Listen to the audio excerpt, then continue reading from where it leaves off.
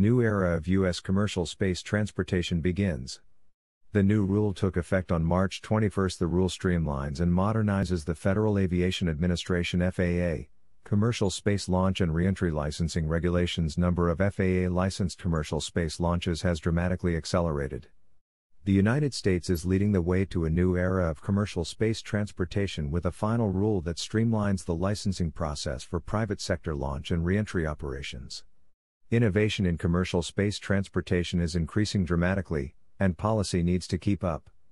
This rule will help us to prepare for future U.S. leadership in commercial space transportation by facilitating the continued economic growth and innovation of the American aerospace industry and ensuring the highest level of public safety, said U.S. Transportation Secretary Pete Buttigieg.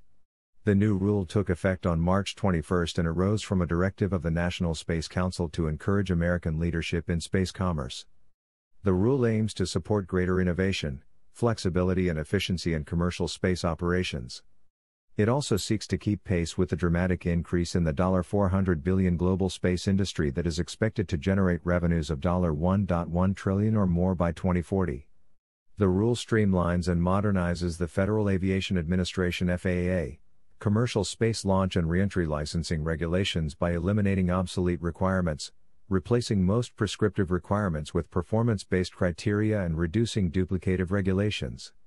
It also establishes a single set of licensing and safety regulations for several types of commercial space operations and vehicles. For example, one license could support multiple launches and reentries at multiple locations, a game-changing innovation that will make this process more efficient. With the streamlined rule, we can make sure launch vehicles aren't tethered to the launch pad with red tape and at the same time protect public safety during commercial space operations, said FAA Administrator Steve Dixon. The number of FAA licensed commercial space launches has dramatically accelerated from only 1 in 2011 to a record 39 in 2020, a 3,800% increase in just 10 years. For 2021, the FAA is forecasting 50 or more FAA licensed launch and reentry operations. The new rule will better fit today's constantly evolving aerospace industry, whose technological advancements are lowering the cost of launch operations and opening new markets for satellites, space tourism and potentially suborbital point-to-point regional and intercontinental travel. In addition to the rule, to meet the increasing demand for commercial space transportation services, the FAA is working with current active license holders to authorize planned operations or modify current licenses.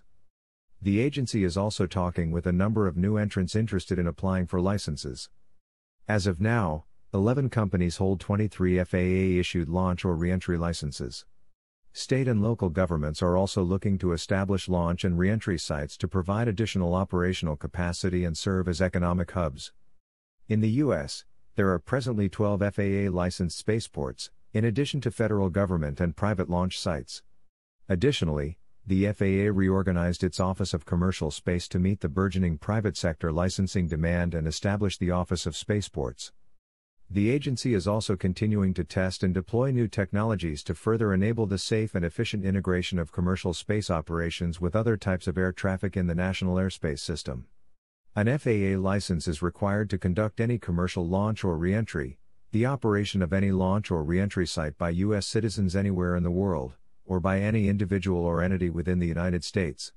Since 1989, the FAA has licensed or permitted more than 450 commercial space launches and reentries.